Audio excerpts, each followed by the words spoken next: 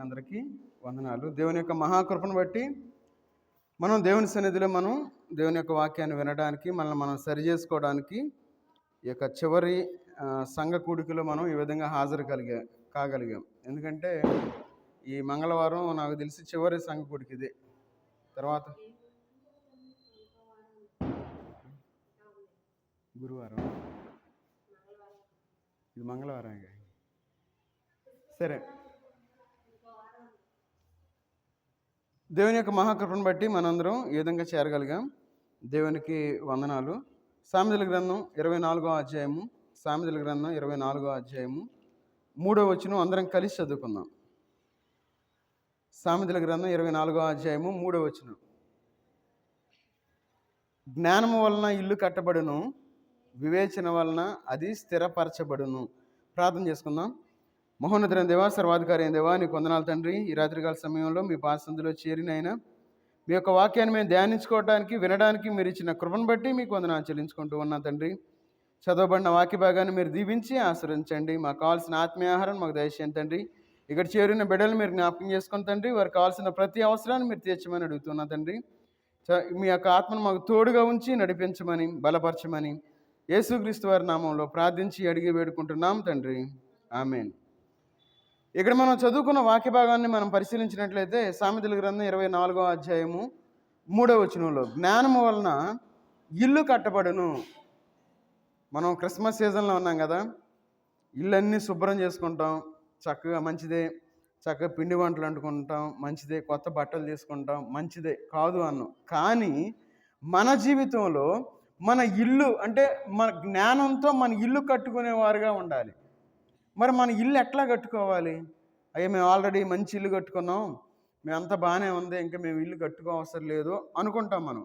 కానీ మనం జ్ఞానంతో ఇల్లు కట్టుకోవాలి. తర్వాత ఏమన్నాడు? వివేచన వలన అది స్థిరపరచబడును. ఈ రాత్రికాల సమయంలో ఈ కట్టబడిన ఇల్లు ఏ విధంగా కట్టబడాలంటున్నారు? జ్ఞానంతో కట్టబడాలంటామన్నారు. ఈ జ్ఞానంతో కట్టబడాలంటే మన ఇంట్లో మనకేముండాలి? సంతోషం ఉండాలి, సమాధానం ఉండాలి, సమృద్ధి ఉండాలి. ఇవి 3 మనం కలిగి ఉండాలి. అప్పుడు మన ఇంటిని మనం జ్ఞానంతో కట్టుకున్న వాళ్ళం అవుతాం. మరి జ్ఞానంతో మన ఇల్లు ఎట్లా కట్టుకోవాలి? చూడండి, ఈ లోకంలో అనుకుంటాం యేసుక్రీస్తు వారు లేకుండా, లేదంటే ప్రభు వారు లేకుండా మనం ఏమి కలిగి ఉన్నా వేస్టే. అయ్యే పండగ పనులన్నీ నేను మందిరానికి రాలేదంటే అది చాలా పెద్ద పెద్ద పెద్ద తప్పు. అది అయిన పనులుండే చాలా. దేవుడు మనకు ఆరోగ్యాన్ని ఇచ్చి, మనకి స్వస్థతనిచ్చి, ఆయన కాపుదలని ఇస్తే మనం దేవుణ్ణి వదిలేసేవారుగా ఉన్నాం. అయితే కీర్తనాకారుడు ఒక మాట అంటా ఉన్నాడు. చూడండి, 127వ కీర్తన, 127వ కీర్తన 1వ వచనం చదవండి. యెహోవా ఇల్లు కట్టించని ఎడల దాన్ని కట్టువాని ప్రయాసము వ్యర్థమే. చూడండి, మనం ఎంతగానో ప్రయాసపడతాం ఈ లోకంలో. నా ఇల్లు బాగుండాలి, నా బిడ్డలు బాగుండాలి, నేను బాగుండాలి, అంతా బాగుండాలి. అయితే దేవుడు ఇల్లు కట్టించాలి. దేవుడు మన ఇల్లు కట్టిస్తే అప్పుడు మన ఇల్లు బాగుంటుంది. ఆ మాట మనం చూడగలుగుతూ ఉన్నాం. అంటే యేసుక్రీస్తు వారు లేకుండా మనం ఎంత ప్రయాసపడినా మన యొక్క శ్రమ వ్యర్థమే అనే విషయాన్ని మనం గుర్తుపెట్టుకోవాలి. ఇప్పుడు మనం ఏం చేస్తున్నామంటే యేసుక్రీస్తు వారిని మనం పక్కన పెట్టేశాం. అందుకే అన్నాడు ఇక్కడ, యెహోవా ఇల్లు కట్టించని ఎడల కట్టువాని ప్రయాసము వ్యర్థమే. మన ప్రయాస వ్యర్థమైపోతూ ఉంది. మనం ఎంతగానో ప్రయాసపడతా ఉన్నాం, కానీ మన యొక్క ప్రయాస వ్యర్థమైన ప్రయాసం మనం చూస్తూ ఉన్నాం. మన జీవితాల్లో మనం చాలా జాగ్రత్తగా ఉండాలి. దేవుడు మన యొక్క ఇల్లు కట్టించేవాడుగా ఉండాలి. దేవుణ్ణి మనం కలిగిన వారుగా ఉండాలి. అయితే మన ఇంట్లో ఏ ఉండాలి, ఏ ఉండకూడదు? జ్ఞానం చేత మనం ఇల్లు కట్టుకోవాలి కదా. దీని గురించి నాకు తెలిసి 2019లో నేను మాట్లాడాను. అది మీరు ఎంతమంది అన్నారు నాకు తెలియదు, నాకు బాగా గుర్తు. మనం మన ఇంట్లో ఏం కలిగి ఉండాలి, మన ఇంట్లో ఏం కలిగి ఉండాలి, ఏం కలిగి ఉండకూడదు అనే విషయాల గురించి ఈ రాత్రికాల సమయంలో మనం ధ్యానం చేద్దాం. ఆ విధంగా మనం జీవిద్దాం. కొత్త సంవత్సరం వస్తుంది కదా, మనకి ఫలానా వస్తువు ఉంటే బాగుంటుంది అనుకుంటాం సహజంగా ఈ లోకంలో. అయితే ఉండవలసినవి, ఉండకూడని విషయాల గురించి రాత్రికాల సమయంలో మనం పరిశీలన చేసి మనం ముందుకు వెళ్దాం.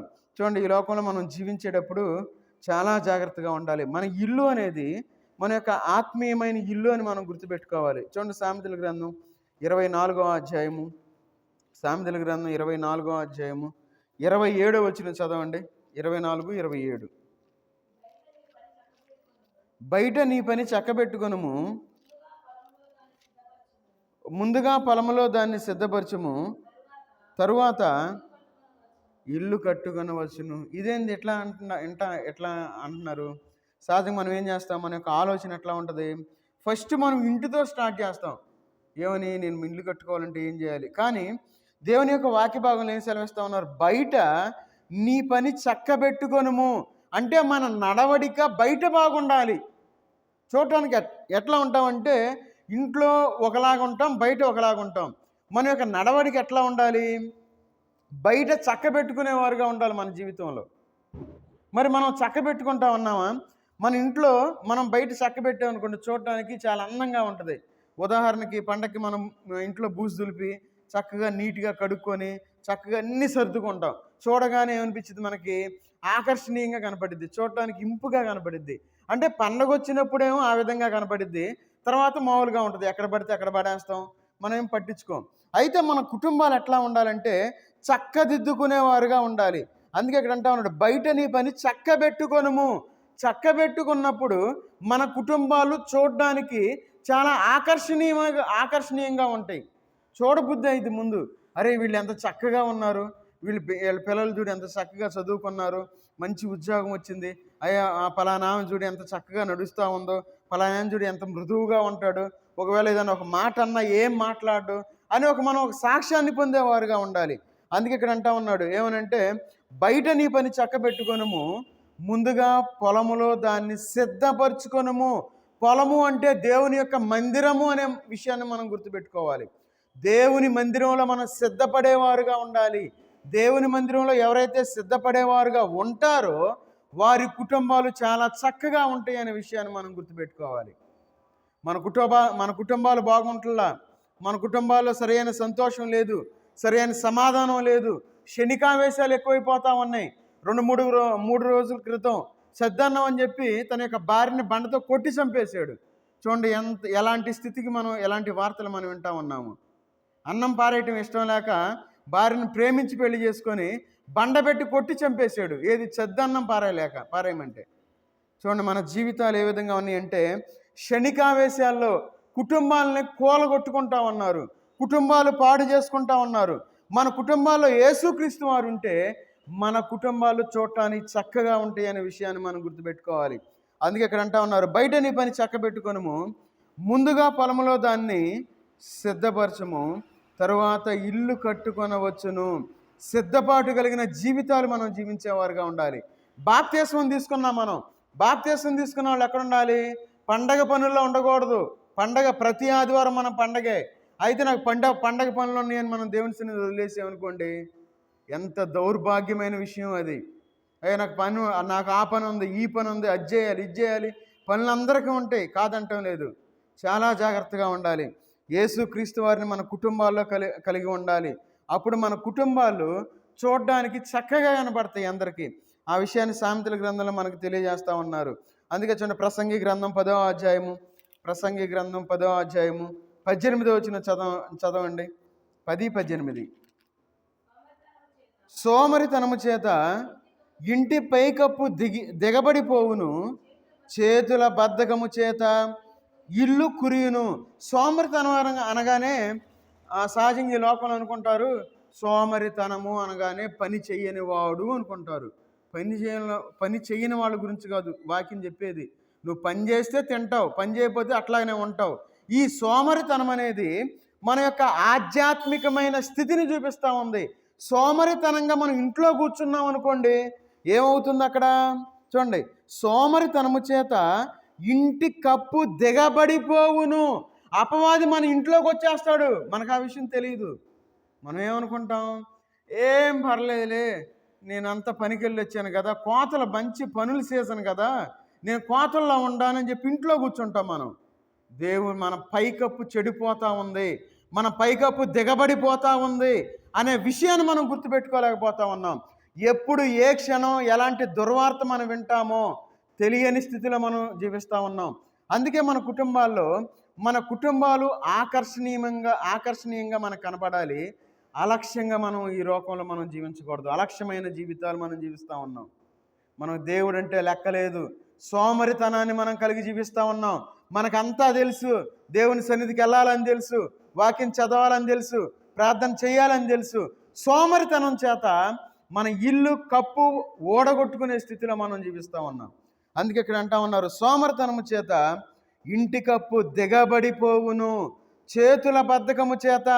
బైబిల్ చదవడానికి మనకు చేతులు రావట్లా, ఫోన్లు పట్టుకోవడానికి చేతులు వస్తూ ఉన్నాయి, రిమోట్లు పట్టుకోవడానికి చేతులు వస్తూ ఉన్నాయి. దేవుని వైపు మనం చూడలేకపోతా ఉన్నాం. అందుకే ఇక్కడ అంటా ఉన్నాడు ఏమనంటే, చేతుల బద్ధకము చేత ఇల్లు కురియును. చాలా జాగ్రత్తగా ఉండాలి మన కుటుంబాలు. బద్ధకం, సోమరితనం అనగానే నువ్వు పని చేసుకోవట్లేదుగా, నువ్వు పని చేసుకొని ఉండాలి, నువ్వు దేవుని పని చెప్పి ఇంట్లో కూర్చుంటున్నావు తప్పు అని కొంతమంది సలహాలు ఇచ్చేవాళ్ళు ఉంటారు. వాళ్ళకి తెలియదు పాపం, వాళ్ళని వదిలేద్దాం అంతే. వాళ్ళు కొంత విశ్వాసంలో కొంచెం వెనకబడిన వాళ్ళు. సోమరితనం అంటే దేవుని యందు మనం శ్రద్ధ కలిగి ఉండాలి, దేవునిలో మనం ఉండాలి, దేవునిలో మనం ఫలించేవారుగా ఉండాలి. ఫలింపు అనేది మన యొక్క జీవితంలో కనపడేదిగా ఉండాలి. అప్పుడు దేవుడు మనం దీవిస్తాడు. ఒకవేళ ఈ లోకంలో మనం కష్టపడవచ్చు, శ్రమ పడవచ్చు, మనం దేవునిలో ఉండప్పుడు కష్టాలు రావచ్చు, మనకి సమస్యలు రావచ్చు. కానీ సోమరితనంగా ఈ లోకంలో మనం జీవించకూడదు. సోమరితనం అనేది మన యొక్క ఆత్మీయతను చూపిస్తూ ఉన్నది అనే విషయాన్ని మనం గుర్తుపెట్టుకోవాలి. ఈ విషయం అర్థం కాక సోమరితనం అనగానే పని చేసుకునేవాళ్ళు పని చేసుకోమంటే తినకుండా ఉంటారు వాళ్ళు, అంతే, అంతకుమించి ఏం కాదు. ఆత్మీయమైన సోమరితనాన్ని మనం కలిగి ఉన్నాం. సోమరితనం చేత మన కుటుంబాలని కూలగొట్టుకునేవారుగా ఉన్నాం అనే విషయాన్ని మనం గుర్తుపెట్టుకోవాలి. కాబట్టి ఈ యొక్క రాత్రికాల సమయంలో మనం అలక్ష్యంగా ఉండకూడదు. అలక్ష్యం అంటే ఇదే, సోమరితనం చేత దేవుని యొక్క సన్నిధిని మనం వదిలిపెట్టేవారుగా ఉన్నాం. చాలా జాగ్రత్తగా ఉండాలి, చాలా భయం కలిగి ఉండాలి. భయం లేదు, మనం భక్తిని మాత్రమే కలిగి ఉన్నాం. భక్తులు మనం కలిగి ఉండాలి. భయం లేని భక్తిని మనం చేస్తే సోమరులము అనే విషయాన్ని మనం గుర్తుపెట్టుకోవాలి. గంటసేపు మందిరంలో కూర్చోలేకపోతే పరలోకంలో యుగాలు మనం ఉంటామా? మేము అక్కడ ఎంజాయ్ చేస్తాంలే, అయ్యా మందిరానికి ఏమొస్తామని అనకూడదు. ఈ సంవత్సరం చివరిలైన మన యొక్క జీవితాలు మనం మార్చుకునేవారుగా ఉండాలి. కాబట్టి మన యొక్క కుటుంబాలు ఆకర్షణీయంగా కనపడాలి, అలక్ష్యంగా ఉండకూడదు. అలక్ష్యంగా ఉంటే మన కుటుంబాలు ఎంతో నష్టాన్ని మనం చూస్తాము అనే విషయాన్ని మనం గుర్తుపెట్టుకోవాలి. తర్వాత మన కుటుంబాలు ఏ విధంగా ఉండాలంటే చూడండి, మార్క్స్ వార్త 14వ అధ్యాయము, మార్క్స్ వార్త 14వ అధ్యాయము 3వ వచనం చదవండి. 14:3. ఆయన బేతనీయలో కుష్ఠరోగి అయిన సీమోను ఇంట భోజనమునకు కూర్చుండి ఉన్నప్పుడు ఒక స్త్రీ మిక్కిలి విలువగల అష్ట జడామాంసి అత్తరుగల శిలాభరణి తీసుకొని వచ్చి ఆ అత్తరు బుడ్డి పగలగొట్టి ఆ అత్తరు ఆయన తల మీద పోసెను. చూడండి, ఈమె ఏం చేస్తూ ఉంది? దేవుని యొక్క ఆ పాదాల మీద చూడండి, ఇక్కడ ఏమంటామన్నారు, ఆయన ఒక కుష్ఠరోగి సీమోని ఇంట భోజనాన్ని కూర్చున్నప్పుడు ఒక స్త్రీ మనకి ఇక్కడ కనబడతా ఉంది. ఆ స్త్రీ ఏం చేస్తుంది? మిక్కిలి విలువగల అనే మాట మనం చూస్తూ ఉన్నాం. మిక్కిలి విలువైంది ఏంటంటే మన యొక్క ఆత్మీయత అనే విషయాన్ని మనం గుర్తుపెట్టుకోవాలి. మన ఆత్మీయత ఏంటి? అది చాలా మిక్కిలి విలువైంది అనే విషయాన్ని మనం గుర్తుపెట్టుకోవాలి. ఈ లోకంలో ఉన్న అన్నిటికంటే విలువైంది ఏంటంటే డబ్బు కాదు, లేదంటే మన బంగారం కాదు, ప్లాటినం కాదు. మన జీవితాల్లో ముఖ్యమైనది ఏంటంటే ఆత్మీయత. అందుకే ఈమె ఏం చేస్తూ ఉంది? ఆ స్త్రీ ఆ మిక్కిలి విలువ కలిగిన తీసుకొచ్చి పగలగొట్టి ఆయన మీద పోసెను, ఆయన తల మీద పోసెను. మన జీవితాల్లో ఈ మిక్కిలి విలువైన ఆత్మీయతను మనం కలిగి ఈ లోకంలో మనం జీవించాలి. మన కుటుంబాలు జీవించాలి. మన ఇంటిలో ఆత్మీయతను మనం కలిగిన వారుగా ఉండాలి. మరి మనం ఆత్మీయతను మనం కలిగిన కుటుంబాలుగా మనం ఉన్నామా? ఎంత ఉంది మన కుటుంబంలో ఆత్మీయత? ఆత్మీయత అనేది విలువ కలిగినది అనే విషయాన్ని మనం గుర్తుపెట్టుకోవాలి. మనం విలువ కలిగిన అత్తరు తీసుకొచ్చి దేవుని మీద పోయటం కాదు. మన కుటుంబాల్లో ఆత్మీయత కలిగిన వారుగా ఈ లోకంలో మనం జీవించాలి. అందుకే చూడండి, మన కుటుంబాలు ఆత్మీయత లేదు కాబట్టి దేవునికి అసహ్యకరంగా ఈ లోకంలో జీవిస్తూ ఉన్నాం మన కుటుంబాలు. మన జీవితంలో. అందుకే ఇక్కడ చూడండి, ఆ స్త్రీ ఏం చేస్తూ ఉంది? మిక్కిలి విలువగల అనే మాట ఇక్కడ రాస్తా ఉన్నారు. చూడండి, అది పగలగొట్టడం అంటే ఆ సమర్పణను చూపిస్తూ ఉంది. మనం మన యొక్క ఆత్మీయంగా దేవునిలో మనం సమర్పించుకొని దేవుని యొక్క సన్నిధిలో మనం ఉండాలి. నామకార్థ క్రైస్తవులుగా ఉంటే మన జీవితాలు, మన కుటుంబాలు నామకార్థంగా ఉంటాయి అనే విషయాన్ని మనం గుర్తుపెట్టుకోవాలి. ఏదైనా ఎంజాయ్ చేసే క్రైస్తవుడిగా ఉంటాను అని అనుకుంటే మన కుటుంబాల్లో మనం దేవుని యొక్క ఆశీర్వాదాన్ని మనం చూడలేం. అందుకే చూడండి, ఆదికాండం 34వ అధ్యాయము 30వ వచనం తీసిన చదవండి. 34:30.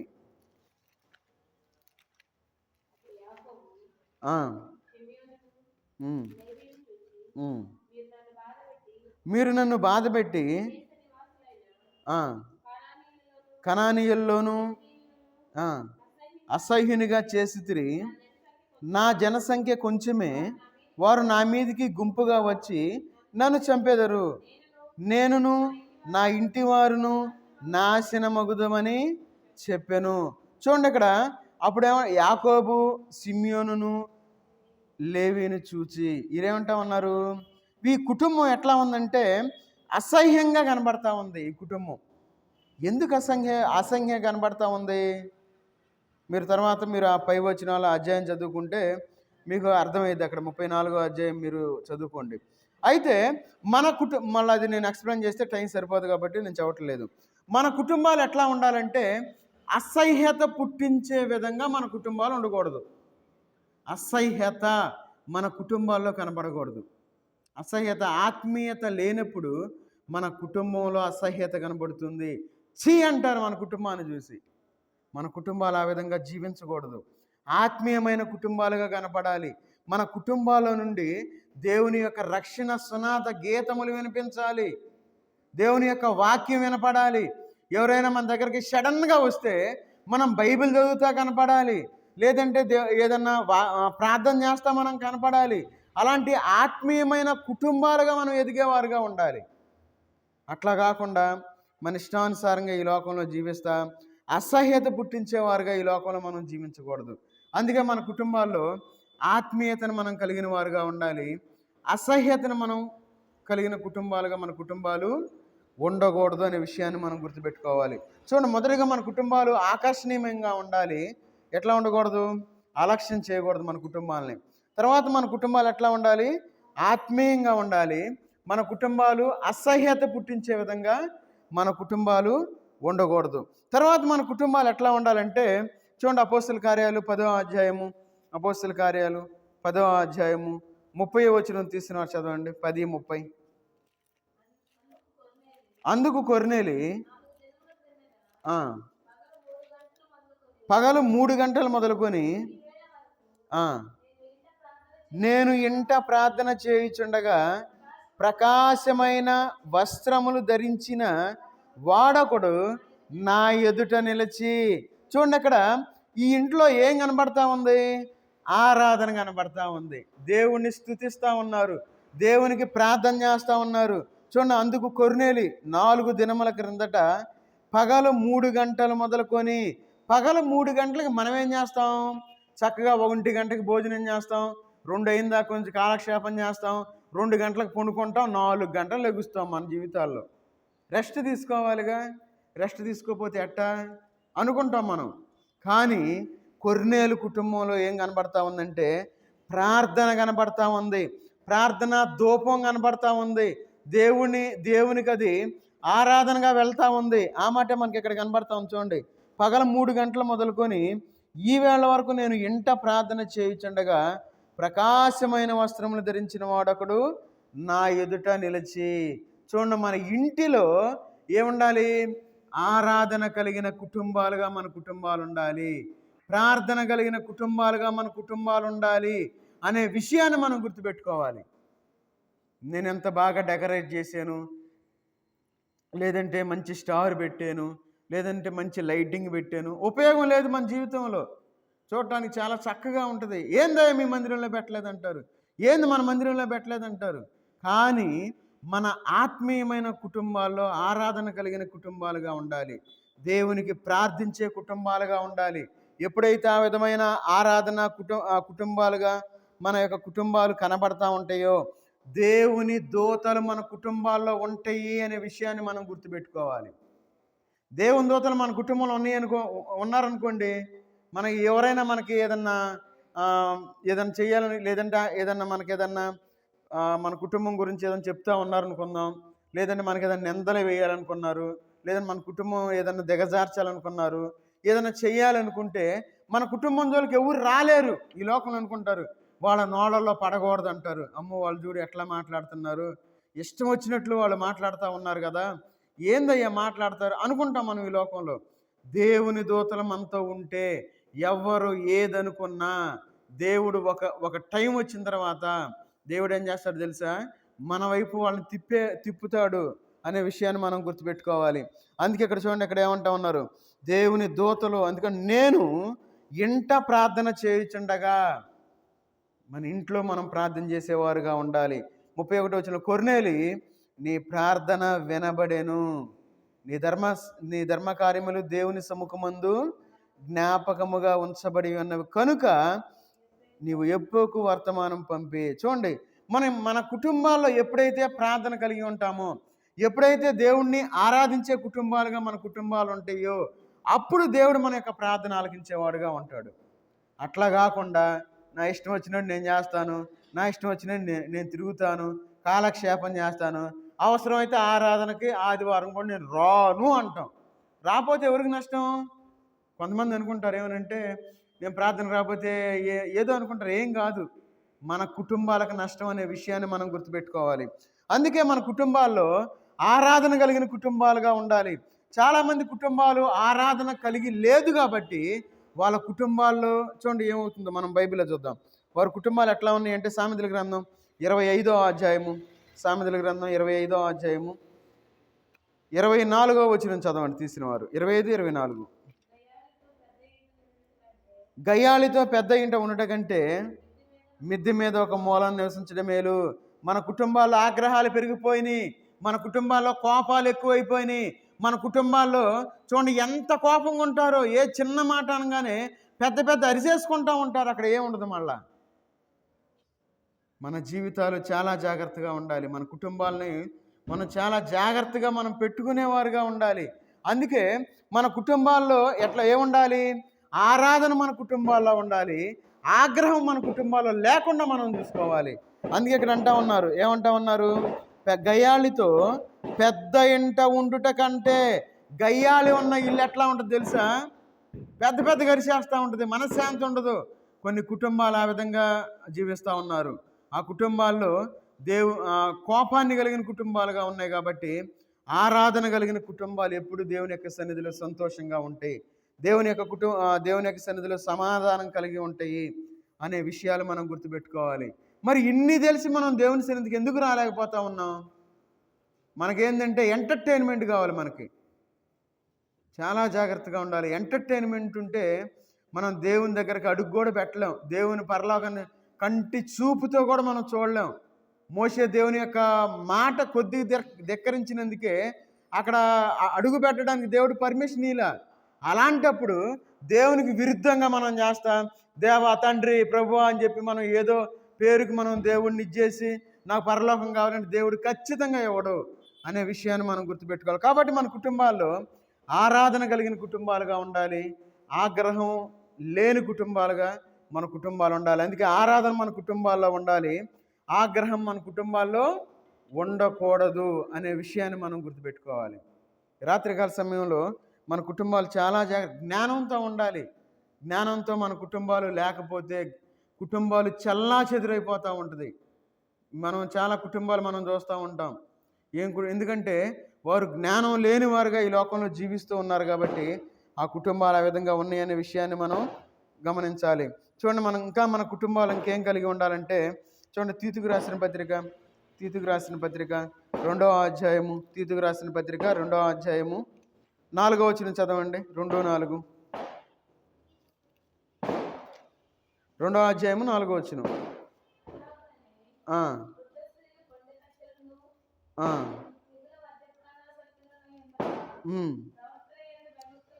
ప్రవర్తన ప్రవర్తన యందు ఉమ్, ఆ, ఆ, ఉమ్, ఉమ్.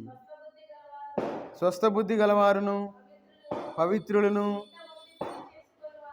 ఆ, మంచివారునై ఉండవలనని బుద్ధి చెప్పుచు మంచి ఉపదేశము చేయువారునై ఉండవలనని బోధించుము. ఇక్కడ చూడండి, ఇక్కడ దేవుని యొక్క వాక్య భాగంలో తీతుకు రాసిన పత్రిక 2వ అధ్యాయము 4వ వచనం మనం చూసుకున్నట్లయితే ఇక్కడ ఒక మాట మనకు రాస్తా ఉన్నారు. ఒక మాటలో చెప్పాలంటే ఏలయనగా వృద్ధులు మితానుభవం గలవారును మానిలును స్వస్థ బుద్ధి గలవారును విశ్వాస ప్రేమ సహవాసముల యందు లోపము లేని వారునై ఉండవలెను. అంటే వీటన్నిటికి కలిపి ఒక మాట మనం చెప్పుకోవచ్చు. ఏంటంటే దాన్ని అనురాగము అని మనం చెప్పుకోవచ్చు. మన కుటుంబాలు ఎట్లా ఉండాలంటే అనురాగము కలిగిన కుటుంబాలుగా ఉండాలి. అంటే వీటన్నిటిని కలిపి మనం ఆ మాట మనం వాడుకోవచ్చు. అంటే స్వస్థ బుద్ధి మనం కలగాలి, మితానుభవం మనం కలిగి ఉండాలి, తర్వాత విశ్వాసము, ప్రేమ, తర్వాత సహనములు, సహనముల యందు లోపము లేని వారై ఉండాలి. చూడండి, మన కుటుంబాలు వీటన్నిటిని మనం కలిగి ఉన్నామా? అనురాగాన్ని మనం కలిగి ఉండాలి. మన కుటుంబాల్లో అనురాగం లేదు, మన కుటుంబాల్లో ప్రేమ లేదు, మన కుటుంబాల్లో సంతోషం లేదు, మన కుటుంబాల్లో సమాధానం లేదు. మన కుటుంబాలు ఎట్లా ఉన్నాయంటే అన్ని లోపాలు కలిగిన కుటుంబాలుగా కనబడతా ఉన్నాయి. కాబట్టి మన కుటుంబాలు ఎట్లా ఉండాలంటే ఎట్లా ఉండాలి? స్వస్థ బుద్ధి కలిగిన కుటుంబాలుగా ఉండాలి. అంటే అనురాగాన్ని కలిగిన కుటుంబాలుగా ఉండాలి. అనురాగముకు కలిగిన కుటుంబాలు ఖచ్చితంగా దీవించబడతాయి అనే విషయాన్ని మనం గుర్తుపెట్టుకోవాలి. అందుకే తర్వాత అంటా ఉన్నారు ఏమనంటే, అలాగున్న వృద్ధ స్త్రీలు అంటే ఎవరు? మన కుటుంబంలో పెద్దలు, అంటే వాళ్ళు జ్ఞానం కలిగిన వాళ్ళు. అందుకే ఆ మాట ఇక్కడ రాస్తా ఉన్నారు ఏమని? కొండెగత్తులను మిగుల మద్యపానాసక్తులను ఉండక ప్రవర్తన యందు భయభక్తులు గలవారై ఉండవలెను. ప్రవర్తన యందు భయభక్తులు కలిగి ఉండాలి. అదే మన కుటుంబాలు మనం కలిగి ఉండవలసింది. మన కుటుంబాల అనురాగాన్ని మనం కలిగి ఉండాలి. తర్వాత యవన స్త్రీలు తమ భర్తలకు లోబడుచు పతిప్రియులను శిశుప్రియులను స్వస్థ బుద్ధి గలవారును పవిత్రులను ఇంట ఉండి పని చేసుకుని వారును మంచి వారునై ఉండవలనని బుద్ధి చెప్పుచు. ఎవరైతే అనురాగాన్ని కలిగి ఉంటారో వారు మంచివారుగా ఉంటారు. అనురాగము లేని కుటుంబాలు ఇవన్నీ ఉండవు.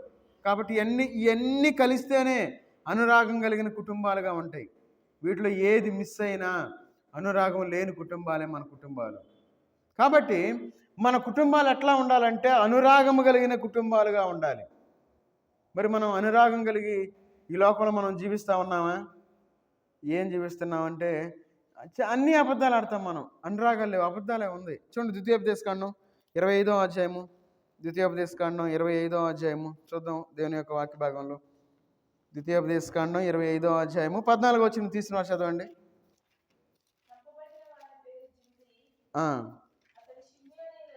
అతను సిమియోనీయుల్లో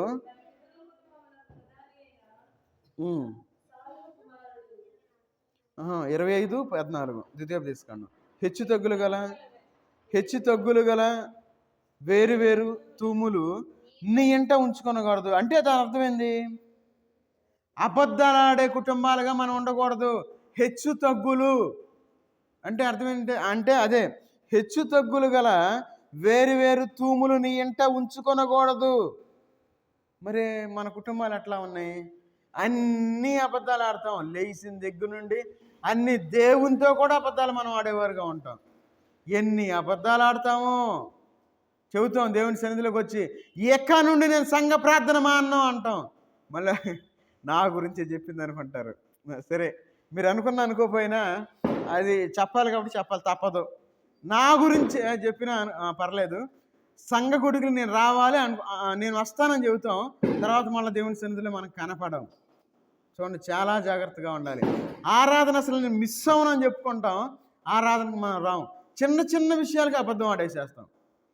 మన కుటుంబాలు అనురాగం కలిగిన కుటుంబాలుగా ఉండాలి. ఈ లోకంలో అబద్ధాలు ఆడే కుటుంబాలుగా మన కుటుంబాలు ఉండకూడదు. అందుకే ఇక్కడ అంటా ఉన్నాడు ఏమనంటే హెచ్చు తగ్గులు గల వేరు వేరు తూములను ఇంట ఉంచుకొనకూడదు. మన కుటుంబాల్లో అబద్ధాలు అనేది అస్సలు ఉండకూడదు. ఏదైనా నిజమే చెప్పాలి మనం. ఒకవేళ మన ప్రాణం మీదకు వచ్చినా నిజం మాట్లాడేవారుగా ఉండాలి. నిజం మాట్లాడితే ఆ క్షణం వరకే బాధపడతారు. ఒకవేళ మనం 10 సంవత్సరాలు మనసులో పెట్టుకొని 10 సంవత్సరాల తర్వాత అప్పటి నుండి చూస్తున్నాను ఈ సంగతి అన్నాం అనుకోండి, ఎదురున్న వాళ్ళకి అర్థమైంది. అంటే 10 సంవత్సరాల నుండి నా గురించి ఎట్లా అనుకుంటున్నావా? చూడండి ఆ బాధ ఎట్లా ఉంటుందో. అమ్మో, నేను ఇంతవరకు నేను నమ్మేనే, నీతో ఇట్లా బాగున్నానే, 10 సంవత్సరాల నుండి నా గురించి నీ మనసులో ఇలాంటి ఆలోచన కలిగి ఉన్నావా అని మనం అనుకుంటాం. కాబట్టి మనం అబద్ధములు అనేది మన కుటుంబాల్లో ఉంచుకోకుండా ఉండాలి. అందుకన్నాడు, హెచ్చుతగ్గులు గల వేరు వేరు తూములను ఇంట ఉంచుకొనకూడదు. అందుకే మన జీవితంలో మనం చాలా జాగ్రత్తగా ఉండాలి. మన కుటుంబాలు చాలా జాగ్రత్తగా ఉండాలి. మన కుటుంబాలని జ్ఞానంతో మన కుటుంబాలు కట్టుకునేవారుగా ఉండాలి. మన కుటుంబాలని ఎప్పుడైతే మనం వదిలేస్తామో, సోమరులుగా ఈ లోకంలో జీవిస్తామో, అప్పుడు మన కుటుంబాలు పైకప్పు కూలిపోతుంది అనే విషయాన్ని మనం గుర్తుపెట్టుకోవాలి. మన కుటుంబాలు బాగుండాలి, మనం బాగుండాలి, మన ప్రక్కన వాళ్ళు బాగుండాలి, మన సమాజం బాగుండాలి అని మనం కోరుకోవాలి. మన కుటుంబాల్లో దేవుడు ఉండాలి. మన కుటుంబాలు ఆరాధన కలిగిన కుటుంబాలుగా ఉండాలి. మన కుటుంబాలు అనురాగం కలిగిన కుటుంబాలుగా ఉండాలి. అబద్ధాలు మన కుటుంబంలో ఉండకూడదు. చూడండి, మొదటి దినవృత్తాంతాల గ్రంథంలో మన కుటుంబాలు ఎట్లా ఇవన్నీ మనం కలిగి ఉంటే మన కుటుంబాలు ఏ విధంగా ఉంటాయి అనే విషయాల గురించి చెప్తా ఉన్నారు. మొదటి దినవృత్తాంతాల గ్రంథం 13వ అధ్యాయము, మొదటి దినవృత్తాంతాల గ్రంథం 13వ అధ్యాయము 14వ వచనం చదవండి. దేవుని మందసము ఓబేదెదోము ఇంటిలో అతని కుటుంబమునొద్ద 3 నెలలుండగా యెహోవా ఓబేదెదోము ఇంటి వారిని అతని సొత్తంతటిని ఆశీర్వదించెను. చూడండి, దేవుడు మన కుటుంబాన్ని ఆశీర్వదించేవాడుగా ఉన్నాడు. ఆశీర్వదించాలి అంటే మన కుటుంబాల్లో ఏముండాలి? దేవుని మందసం మన కుటుంబాల్లో ఉండాలి. అయ్యా, దేవుని మందసం ఎక్కడ దొరికింది, నేను కొనుక్కొచ్చుకుంటాను అంటాం మనం. ఒకవేళ కొంతమందికి వచ్చే ఆలోచన అదే, అయ్యా మనకి బుక్ స్టాల్లో దొరికిద్ది, బైబిల్ బుక్ షోరూమ్ విజయవాడలో ఉంది, అక్కడ మన హోల్సేల్ అమ్ముతారు అంటే దేవుని మందసం తీసుకొచ్చి మన కుటుంబంలో పెట్టుకుంటే దేవుని మందసం ఉన్నట్లు కాదు. మన కుటుంబాల్లో దేవుని మందసము అంటే మన కుటుంబాలు దేవుని యందు మనం భయభక్తులు కలిగిన కుటుంబాలుగా ఉండాలి అనే దానికి సాదృశ్యంగా ఉంది. అదే దేవుణ్ణి కలిగిన కుటుంబాలుగా ఉండాలి అనడానికి గుర్తుగా ఉంది ఇక్కడ. అందుకంటున్నాడు, దేవుని మందసము ఓబేదెదోము ఇంటిలో అతని కుటుంబమునొద్ద 3 నెలలు ఉంది. ఈ 3 నెలలు అతని సొత్తంతటిని ఆశీర్వదించెను. దేవుడు మన కుటుంబంలో ఉంటే దేవుడు మనల్ని ఆశీర్వదిస్తాడు అనే విషయాన్ని మనం గుర్తుపెట్టుకోవాలి. దేవుడు మన కుటుంబంలో లేకపోతే దేవుడు మనల్ని ఆశీర్వదించడు. దేవుడు మన కుటుంబంలో ఉండాలంటే మనం ఎక్కడ ఉండాలి? దేవుని మందిరంలో ఉండాలి, దేవుని ఇంటిలో మనం ఉండాలి, దేవుని సన్నిధిలో మనం ఉండాలి. మరి దేవుని సన్నిధిలో మనం ఉండకుండా నాకు ఆశీర్వాదం కావాలి, నాకు దీవెనలు కావాలి అని మనం దేవుడిని అడిగితే ఏమన్నా ఉపయోగం ఏమైనా ఉందా? ఏమీ లేదు. మన కుటుంబాలు చాలా జాగ్రత్తగా ఉన్నాయి. ఈరోజు నేను ఇక్కడ మన సెయింట్ థామస్ స్కూల్లో పెట్టారు పిల్లవాడు, ఎస్ఐ అయ్యాడు. చాలా సంతోషంగా ఉంది. నేను ఉన్నప్పుడు వాడిని కొట్టేవాడిని. నేను ఫస్ట్లో జాయిన్ అయినప్పుడు పిల్లల్ని బెత్తం తీసుకొని మాట వినకపోతే గొడవ చేస్తే నేనే ఎక్కువ కొట్టింది పాపం వాళ్ళని. పాపం వాళ్ళు పక్కెళ్ళి చేతులు చూసుకుంటూ ఉండేవాళ్ళు ఆ దెబ్బలకి. ఒక స్థితికి వెళ్ళిన తర్వాత నాకు చాలా సంతోషం అనిపించింది. అరే వీడు మన దగ్గర చదువుకున్న పిల్లోడే, నా దగ్గర ఉన్నవాడే అని చెప్పి నాకు చాలా సంతోషం అనిపించింది. ఎందుకు? ఒక ప్రయోజకుడు అయ్యాడు కాబట్టి, ఆశీర్వదించబడ్డాడు కాబట్టి. మన కుటుంబాలు దేవుని యందు మనం ఉండి ఆశీర్వదించబడితే అప్పుడు సేవకుడికి సంతోషంగా ఉంటుంది, దేవునికి సంతోషంగా ఉంటుంది. మనం ఆశీర్వదించబడితే మనం దేవుని మందిరానికి మనం ఆశీర్వాదకరంగా ఉండగలుగుతాం. మనం ఆశీర్వదించబడకపోతే మనం ఎవ్వరికి ఆశీర్వాదకరంగా ఉండం. ఆ విషయాన్ని మనం గుర్తుపెట్టుకోవాలి. దేవుడు మనతో ఉంటాడు, మనలో ఉంటాడు, మనల్ని నడిపిస్తాడు. ఆయన ఎలాంటి ప్రమాదం రాకుండా ఆయన కాపాడేవాడుగా ఉన్నాడు.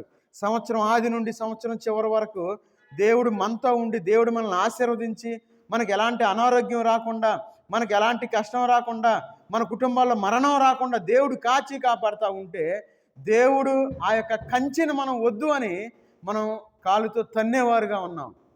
చాలా జాగ్రత్తగా ఉండాలి. అందుకే కొంతమంది అంటారు, తల్లి పాలు తాగి తల్లి రొమ్ము కొట్టేవాళ్ళుగా ఉన్నారంటారు. ఎందుకంటే ఆ మాట చాలా కఠినంగా వాడుతూ ఉంటారు. మనం దేవుని సన్నిధిలో ఆ విధంగా ఈ ఈ- ఈ కాలంలో మనం ప్రవర్తించేవారుగా ఉన్నాం. దేవుడు ఆశీర్వాదాలు మనం పొందుతూ ఉన్నాం. దేవుడు మనల్ని మర్చిపోవాలా, మనం మర్చిపోయాం. చాలా జాగ్రత్తగా ఉండాలి. అందుకే దేవుని మందసము, దేవుడు మన యొక్క కుటుంబాల్లో ఉండాలి. అందుకే అన్నాడు, ఉబదేదోము వాళ్ళ ఇంట్లో కుటుంబంలో ఉన్నప్పుడు అతని కుటుంబం వద్ద 3 నెలలు ఉండగా యెహోవా ఉబదేదోము ఇంటి వారిని అతని సొత్తంతటిని ఆశీర్వదించెను. మన కుటుంబాలు ఆశీర్వదించబడే కుటుంబాలుగా మన కుటుంబాలు ఉండాలి. మన కుటుంబాలు ఆశీర్వాదకారకంగా ఉండాలి. అందుకే అప్పులు చేసే కుటుంబాలుగా మన కుటుంబాలు ఉండకూడదు. మనం అప్పులు చేస్తున్నామంటే దేవుడు మనలో లేడు. అందుకే చూడండి, బైబిల్ గ్రంథంలో చూద్దాం. రెండవ రాజుల గ్రంథం 4వ అధ్యాయము 2వ వచనం తీసిన చదవండి. 4:2. నా వల్ల నీకేమి కావాలను, నీ ఇంటిలో ఏమి ఉన్నదో అది నాకు తెలియజెప్పుమనెను. అందుకామె, నీ దాసురాలైన నా ఇంటిలో నూనె కొండ ఒక్కటి ఉన్నది, అది తప్ప మరేమీ లేదనెను. చూడండి, అక్కడ ఎలీషా గారు అడుగుతా ఉన్నారు, ఏమని? అమ్మ, నా వల్ల నీకేం కావాలి అని అడుగుతూ ఉంటే అప్పుడు ఏం చెప్తా ఉంది? అయ్యా, నా దగ్గర ఒక నూనె కొండ ఒకటే ఉందని చెప్తా ఉంది. చూడండి, తన యొక్క జీవితంలో ఆశీర్వాదం, అప్పులు లేవు. ఆయన పక్కన నీళ్ళు తెచ్చుకున్నానులే, నా దగ్గర నూనె ఉంది, తర్వాత నాకు అది ఉంది అని తన అప్పుల గురించి అవ్వట్లా. అయ్యా, నాకు ఒకటే ఉంది నూనె, ఆ యొక్క గిన్నె ఒకటే ఉంది అని చెప్తా ఉంది. అయితే చూడండి, ఎలీషా గారు తన యొక్క కుటుంబంలో 6వ వచనం, పాత్రలను నిండిన తరువాత ఇంకా పాత్రలు తెమ్మని ఆమె తన కుమారునితో చెప్పగా వాడు మరేమీ లేదని చెప్పాను. అంతలో నూనె నిలిచిపోయేను. చూడండి, ఆశీర్వాదము, దేవుడు ఆశీర్వదించడం మొదలు పెట్టిన తర్వాత ఎవ్వరు ఆపలేరు. మనం ఆశీర్వాదకరంగా లేనప్పుడు ఏం చేస్తారంటే మనల్ని నిందించేవారుగా ఉంటారు, మనల్ని అవమానపరిచేవారుగా ఉంటారు. నీకేం తెలుసు అంటారు. ఒకే మాట చెప్పాలంటే, అసలు నీకేమన్నా, అసలు ఏం తెలుసు నీకు? నువ్వు ఏం బైబిల్ ట్రైనింగ్ చేసావు? అసలు నీకేం తెలుసు? నువ్వు 10 మందితో కలిసేవాడుగా ఉన్నావా? నువ్వు ఒక్కడే ఉంటా ఉన్నావు, నువ్వు గర్వంతో ఉన్నావు, అందుకే నువ్వు ఎవరితో రావట్లేదంటారు కొంతమంది. అయితే దేవుడు ఏం చేస్తాడు తెలుసా? దేవుడు తన యొక్క ఆశీర్వాదాన్ని ఇచ్చినప్పుడు అదే నోరుతో దేవుడు ఏం చెప్పేస్తాడు తెలుసా?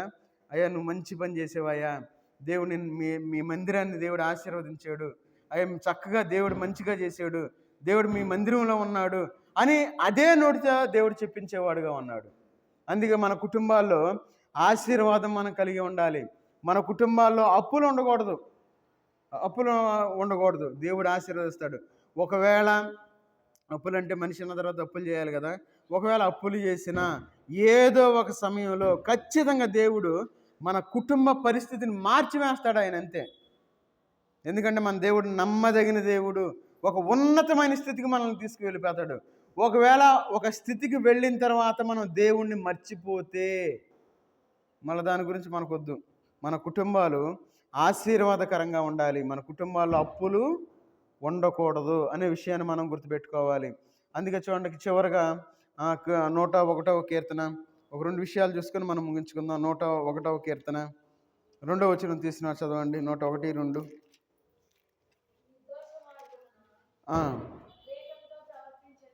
నిర్దోష మార్గమున వివేకముతో ప్రవర్తించెదను. నీవు ఎప్పుడు నా యొద్దకు వచ్చేదవు?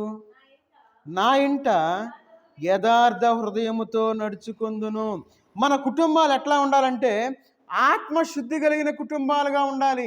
యథార్థమైన హృదయాన్ని కలిగి మనం జీవించాలి అనే విషయం దావీదు గారు చెప్తా ఉన్నారు. ఏమనంటే, నా ఇంట యథార్థ హృదయముతో నడుచుకొందును. యథార్థమైన హృదయాన్ని మనం కలిగి ఉండాలి. పరిశుద్ధతను మనం కలిగి ఉండాలి. ఎప్పుడూ మన యొక్క పరిశుద్ధతను మనం వదిలిపెట్టకూడదు. లోపల మనం ఏం చేస్తున్నామంటే పరిశుద్ధతను మనం పక్కన పెట్టేశాం. పరిశుద్ధత అవసరంలా, లోకాచారాలు మనకు కావాలి. లోకాచారాలు చొప్పున లోకుల్ని మనం సంతోషపెట్టేవారుగా ఈ లోకంలో మనం జీవిస్తూ ఉన్నాం. లోకుల్ని మనం సంతోషపెడితే దేవుడు సంతోషపడ్డాం. ఈ లోకంలో మనం జీవించేటప్పుడు హృదయ శుద్ధి మనం కలిగి ఉండాలి. అందుకే ఇక్కడ ఏమంటున్నా, నా ఇంట యథార్థ హృదయముతో నడుచుకుందును. ఎలాంటి పరిస్థితి వచ్చినా మనం దేవుని యొక్క మార్గంలో మనం నడుచుకునేవారుగా ఉండాలి. యథార్థమైన హృదయాన్ని మనం కలిగి ఉండాలి. పరిశుద్ధులంగా ఈ లోకంలో మనం జీవించాలి. అందుకే చూడండి 101వ కీర్తనలోనే 7వ వచనం చదవండి. మోసము చేయువాడు నా ఇంట నివసింపరాదు, అబద్ధములు ఆడువాడు నా కన్నుల ఎదుట నిలవడు. మోసం చేయకూడదు. దేవుణ్ణే మనం మోసం చేస్తున్నాం. దేవుని పేరు చెప్పుకొని ఎన్ని అకృత్యాలు చేస్తూ ఉన్నారో జనాలు. దేవుని పేరు ముందు దేవుని పేరు పెట్టేసుకుంటున్నాం. మన ఇష్టానుసారంగా ఈ లోకంలో అనేకమైన ఆచారాలు పాటించేవారుగా ఉన్నాం. చాలా జాగ్రత్తగా ఉండాలి. మనం జ్ఞానంతో మన ఇంటిని కట్టుకోవాలి. అంటారు ఏమని, మహా అయితే మనల్ని పట్టించుకోరేమో, దేవుడు మనల్ని పట్టించుకుంటే చాలు, దేవుడు మనల్ని ఆశీర్వదిస్తే చాలు. ఎవరు మనల్ని ఆశీర్వదించరు. ఒకవేళ మనం ఏం చేయాలి, నిజం మాట్లాడినట్టు ఎప్పుడు మంచోడు కాదు. ఎప్పుడైనా అబద్ధాలు మాట్లాడేవాడు చాలా మంచోడు. ఎప్పుడు మనసులో ఒకటి పెట్టుకొని పైకి మంచిగా మాట్లాడతాడు చూసారా, వాడు ఎప్పుడు మంచిగానే ఉంటాడు. కానీ ఒక టైం వచ్చిన తర్వాత యథార్థంగా ఉండేవాళ్ళు బయటపడతారు. మనం ఎప్పుడు కూడా మనం ఎట్లా ఉండాలి, మోసం చేసేవారుగా ఉండకూడదు. అందుకే మోసము చేయువాడు నా ఇంట నివసింపరాదు. మోసం చేయకూడదు. దేవుని యొక్క పరిచర్యని మనం మోసం చేయకూడదు. దేవునిలో మనం యథార్థంగా ఉండాలి. దేవుని పనిలో మనం యథార్థంగా ఉండాలి. దేవుని యొక్క పరిచర్యలో మనం యథార్థంగా ఉండాలి. ఏది పడితే అది ఎవరు ఏది చెప్పినా మనం నమ్మేసి ఇవన్నీ ఆపేసి మనం బైబిల్ ప్రకారం జీవించకుండా మనం ఏదో వాళ్ళ జ్ఞానం చొప్పున ఏదో చెప్తారు. 100 మంది 100 రకాలు చెప్తారు. ఏది చెప్పినా అది వాక్యానుసారమా కాదా, అది ఒకవేళ వాక్యానుసారం అయితే మనం దాన్ని పాటించాలి. వాక్యానుసారం కాకపోతే ఇందులో ఒక పొల్లైనను తీసివేయకూడదు, కలపకూడదని బైబిల్లో చాలా క్లియర్గా ఉంది. మరి మనం ఎన్ని కలిపేమో ఎన్ని తీసేస్తున్నామో మన చేతుల పనేగా. ఒక దైవ సేవకులుగా విశ్వాసులుగా ఈ లోకంలో మనం జీవించేటప్పుడు వాక్యానుసారంగా మనం ఈ లోకంలో జీవించాలి. అది చాలా కఠినమైన విషయం. ఈ కఠినమైన పని మనం చేయాలి. అందుకే మోసం చేయవాడు నా ఇంట నివసింపరాదు. మన కుటుంబాల్లో మోసం ఉండకూడదు. మన కుటుంబాలు ఎట్లా ఉండాలి, హృదయ శుద్ధి కలిగిన ఆత్మశుద్ధి లేదంటే యథార్థమైన హృదయాన్ని కలిగిన కుటుంబాలుగా మన కుటుంబాలు ఉండాలి. అప్పుడు దేవుడు మనల్ని దీవించి ఆశీర్వదిస్తాడు. చూడండి మన కుటుంబాలు ఏ విధంగా జీవిస్తూ ఉన్నాయి.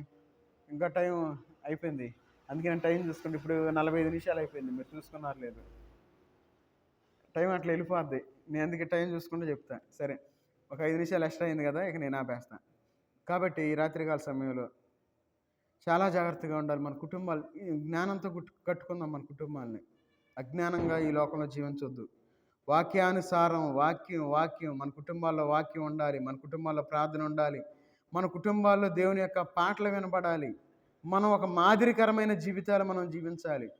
ఆ విధంగా మనం జీవిస్తే దేవుడు మన కుటుంబాలను నిండారుగా దీవించి ఆశీర్వదిస్తాడు. ఆయన అనుభవంతో చెప్తున్నాను ఈ మాట. దేవుడు మొట్టమొదటిగా మన కుటుంబాల్లో రక్షణ రావాలి. రక్షణ రావటం అనేది మన కుటుంబాలకి గొప్ప ఆశీర్వాదం. అది ఎందుకంటే మరణం ఎప్పుడు వచ్చిందో మనకు తెలియదు. ఆ ఆశీర్వాదాన్ని మన కుటుంబాలు పొందేవిగా ఉండాలి. మరి ఆశీర్వాదం మనం పొందాలంటే మనం ఎంత కృషి చేయాలో, ఎంత శ్రమపడాలో, ఎంత ప్రార్థన చేయాలో. ఇప్పటి వరకే బాప్తీసం తీసుకునే వాళ్ళు ఉన్నారు చాలామంది. 60 సంవత్సరాలు వచ్చిన వాళ్ళు ఉన్నారు, 50 సంవత్సరాలు వచ్చిన వాళ్ళు ఉన్నారు, 40 సంవత్సరాలు వచ్చిన వాళ్ళు ఉన్నారు. కొంతమంది చనిపోతా బాప్తీసం తీసుకోకుండా చనిపోయే వాళ్ళు కూడా ఉన్నారు. కానీ దేవుని యొక్క కృప వలన మన కుటుంబాలుగా బాప్తీసం తీసుకునేదిగా ఉండాలి. ఆ విధంగా బాప్తీసం తీసుకోవటం అది మనకు గొప్ప ఆశీర్వాదం. ఆశీర్వాదాన్ని మన కుటుంబాలు పొందునుగాక. ఆమెన్. ఆ విధంగా మన కుటుంబాలు ఆశీర్వదించబడాలి. మన కుటుంబాలు దీవించబడాలి. మన కుటుంబాలు సమృద్ధిని కలిగి ఉండాలి. మన కుటుంబాలు ఆశీర్వాదకరంగా ఉండాలి. కాబట్టి ఒక రాత్రికాల సమయంలో మన కుటుంబాలు ఏ విధంగా ఉన్నాయి, ఏమి ఉండాలి, ఏమి ఉండకూడదు అనే విషయాల గురించి కొన్ని విషయాలు మనం చూసాం. దేవుని యందు భయభక్తులు కలిగిన వాళ్ళు దేవుని సన్నిధిని ఎప్పుడూ వదిలిపెట్టరు. ఎప్పటికప్పుడు మన సమర్థి మోసం చేయకూడదు. దేవుని మనం మోసం చేయకూడదు. అబద్ధాలు మనం చెప్పకూడదు. కాబట్టి మనం ప్రార్థన చేసుకొని మనం కూడికి ముగించుకుందాం. మహోన్నతుడైన దేవా, సర్వాధికారి అయిన దేవా, నీకు వందనాలు తండ్రి. ఈ రాత్రికాల సమయంలో మీ పాసందులో చేరి మీ యొక్క వాక్య వెలుగులో మమ్మల్ని పరీక్షించుకోవడానికి, పరిశీలించుకోవడానికి మీరు ఇచ్చిన కృపను బట్టి మీకు వందనాలు చెల్లించుకుంటూ ఉన్నా తండ్రి. సంవత్సరాది నుండినైనా ఇక డిసెంబర్ మాసంలోనైనా మమ్మల్ని ప్రవేశపెట్టి ఈ చివరి వరకునైనా మీరు మమ్మల్ని పోషించి నడిపించినందుకు మీకు వందనాలు చెల్లించుకుంటూ ఉన్నదండి. ఈ సమయం చూడలేక ఎంతోమంది గతించిపోయారు తండ్రి. కానీ నైనా వాళ్ళకంటే మేము యోగ్యులం కాదు తండ్రి. వాళ్ళకంటే నాయన పేరు ప్రఖ్యాతులు కలిగిన కాదు కానీ నాయన మీ యొక్క ప్రేమను బట్టి నైనా మీ కృపను బట్టి ఈ లోకంలో సజీవులుగా ఉంచినందుకు మీకు వందనాలు చెల్లించుకుంటూ ఉన్నాను తండ్రి. అవును తండ్రి, ఈ రాత్రికాల సమయంలో మీకు వాక్యం ద్వారా మాతో మీరు మాట్లాడినందుకు మీకు వందనాలు చెల్లించుకుంటూ ఉన్నాను తండ్రి. అవును తండ్రి, మా కుటుంబాలనైనా ఆశీర్వాదకరంగా ఉండడానికి తగిన సహాయం చేసింది తండ్రి. ఎవరి కుటుంబాల్లోనైనా ఆగ్రహం కలిగి ఉన్నారో నాయన ఆ కుటుంబాలను ముట్టి స్వస్థపరచండి తండ్రి. ఆ కుటుంబాల సంతోషాన్ని ఇవ్వమని అడుగుతున్నా తండ్రి. ఆ కుటుంబాలను కట్టమని అడుగుతూ ఉన్నాను తండ్రి. అయ్యా మా కుటుంబాలనైనా ఆత్మశుద్ధి కలిగిన కుటుంబాలుగా ఉండడానికి తగిన సహాయం చేసేయమని అడుగుతున్నా తండ్రి. అయ్యా మా కుటుంబాల ఆరాధన కలిగిన కుటుంబాలుగా ఉండడానికి తగిన సహాయం చేసేయమని అడుగుతున్నా తండ్రి. అయ్యా మా కుటుంబాలు ఆశీర్వదించబడిన కుటుంబాలుగా ఉండడానికి తగిన సహాయం చేసింది తండ్రి. అయ్యా మా బిడ్డలనైనా ప్రతి ఒక్కరిని జ్ఞాపకం చేసుకుని తండ్రి. అయ్యా ప్రతి ఒక్కరు నిండారుగా ఆశీర్వదించబడడానికి తగిన సహాయం దయచేయమని అడుగుతున్నా తండ్రి. ఇక్కడ చేరిన ప్రతి ఒక్క కుటుంబాన్ని మీరు జ్ఞాపకం చేసుకుని తండ్రి. ఎవరు ఏ అక్కర్లో ఉన్నారు, ఎవరు ఏ బాధలో ఉన్నారో తండ్రి, ఎవరు ఏ అనారోగ్యంతో బాధపడుతూ ఉన్నారో ప్రతి ఒక్క అనారోగ్యాన్ని మీరు తీసివేయండి తండ్రి. సంపూర్ణమైన స్వస్థత కలిగించమని అడుగుతూ ఉన్న తండ్రి. గర్భిణీ స్త్రీలు ఉన్న బిడ్డలు ఉన్నారు తండ్రి, వారిని మీరు జ్ఞాపకం చేసుకుని తండ్రి. వారికి సుఖమైన ప్రసవం కోసం సిద్ధపడడానికి తగిన సహాయం చేసిన తండ్రి. పాలు దగ్గర బిడ్డలు మీరు జ్ఞాపకం చేసుకుని తండ్రి. తల్లి బిడ్డలనైనా మీ కంచి వేసి కాపాడమని అడుగుతున్న తండ్రి. ఇంకా నేను మైక్ శబ్దం ద్వారా ఎవరైతే వింటూ ఉన్నారో తండ్రి, వారి మనసును మార్చుకొని తండ్రి మీ సన్నిధికి రావడానికి తగిన సహాయం దయచేయమని అడుగుతున్న తండ్రి. అవును తండ్రి, మీ యొక్క మందసం ఎవరింట్లో అయితే ఉందనైనా మూడు నెలలు ఉభయదేదమో ఇంటినైనా ఇల్లు మొత్తం ఆశీర్వించబడిందని చెప్పి మీరు సెలవిస్తూ ఉన్నారు తండ్రి. అవును తండ్రి, మా యొక్క ఇంట్లో మేము మిమ్మల్ని ఉంచుకున్నైనా మేము ఆశీర్వాదకరంగా ఉండడానికి తగిన సహాయం దయచేయమని అడుగుతున్న తండ్రి. యవన బిడ్డలు మీరు జ్ఞాపకం చేసుకోండి తండ్రి. ఆ యొక్క పరీక్షలు రాస్తూ ఉన్న బిడ్డలు మీరు జ్ఞాపకం చేసుకోండి. ఆ పరీక్షలో విజయాన్ని ఇమ్మని అడుగుతూ ఉన్నాను తండ్రి. ఇంకా ఎవరైతే నేను ఉద్యోగాలు చేస్తున్న బిడ్డలు ఉన్నారు, ఆ ఉద్యోగ బాధ్యతల్లోనైనా సరైన విధంగా జ్ఞానంతో చేయడానికి తగిన సహాయం చేయండి తండ్రి. అంతకంతకు అభివృద్ధి చెందడానికి తగిన సహాయం చేసేయమని అడుగుతూ ఉన్నాను తండ్రి. ఇంకా యూట్యూబ్ ద్వారా ఎవరైతే వింటూ ఉన్నారో ప్రతి ఒక్కరు మీరు జ్ఞాపకం చేసుకుని తండ్రి. ఆ కుటుంబాలు మీ కార్యాలు జరిగించమని అడుగుతున్నా తండ్రి.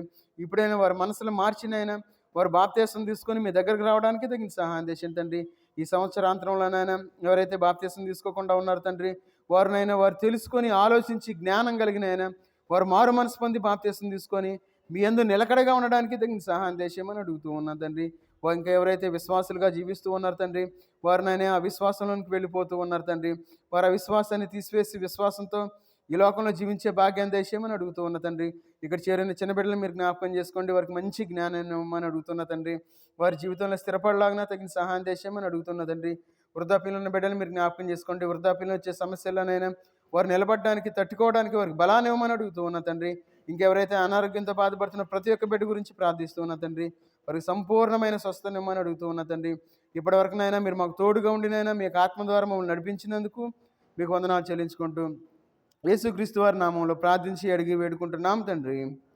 ఆమెన్. మన తండ్రి అయిన దేవుని యొక్క ప్రేమయు, కుమారుడైన యేసుక్రీస్తు వారి యొక్క కృపయు, పరిశుద్ధాత్మ యొక్క అన్యోన్య సహవాసము ఇక్కడ చేరిన మనకు తన్ను ప్రేమించు వారందరికీ సదాకాలం తోడయుండి నడిపించునుగాక. ఆమెన్. అందరికీ వందనాలు.